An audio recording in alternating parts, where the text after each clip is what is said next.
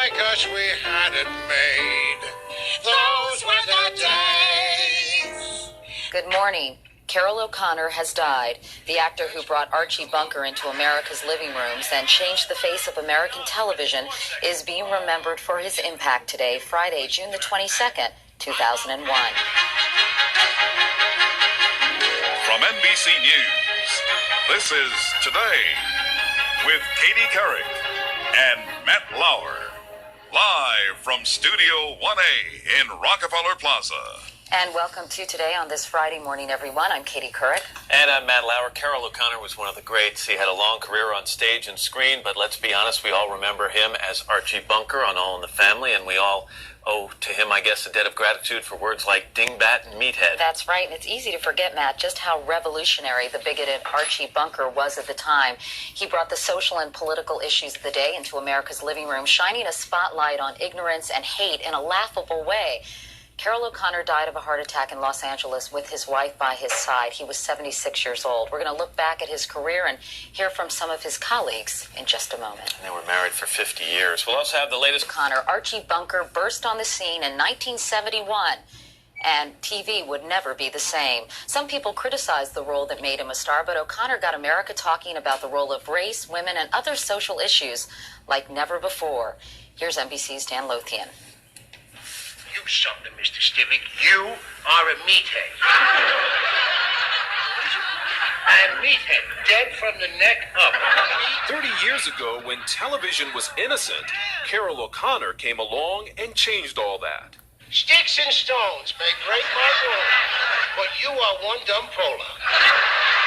He was Archie Bunker, an irascible, self-righteous, working-class bigot. But there's one thing Archie Bunker ain't never gonna do, and that's break bread with no jungle bunnies. The way Glenn Miller played.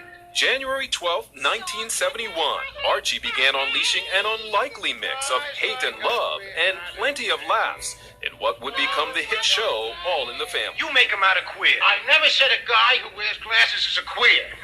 A guy who wears glasses is a four-eyes. A guy who's a fag is a queer.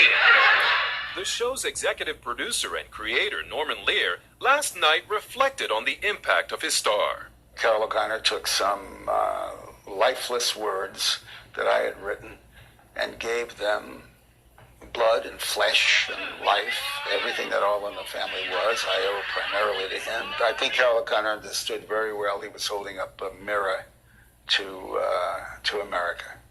A reflection, O'Connor once observed, of America's flaws. I met people on every economic level of life. From the wealthiest men in the world to the simplest men in the world, who were Archie Bunkers. So what we were kidding American attitudes. And the artistic term for that is satire. That's his legacy.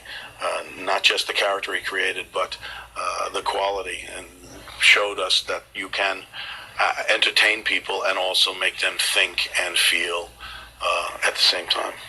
Rob Reiner was part of the amazing ensemble cast that played a family constantly battling over the issues of the day. He loved playing the character because it allowed him to expose the bigotry, the ignorance of bigotry. But some viewers thought the show was dangerous, exploiting stereotypes instead of exposing them. Long before his controversial role, Carroll O'Connor had struggled to establish himself as a character actor, ultimately landing roles during the 60s in movies such as Point Blank and Waterhole No. 3.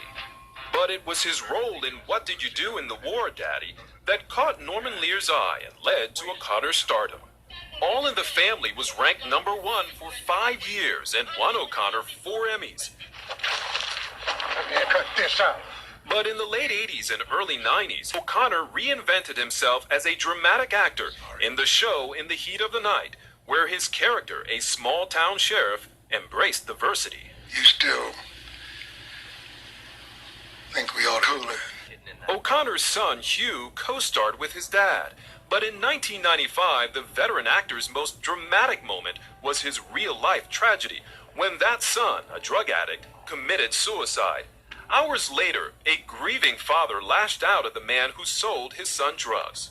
These dealers, they kill people. They make a living. people in means to kill themselves. Harry procedure. I want to see you someday, Harry.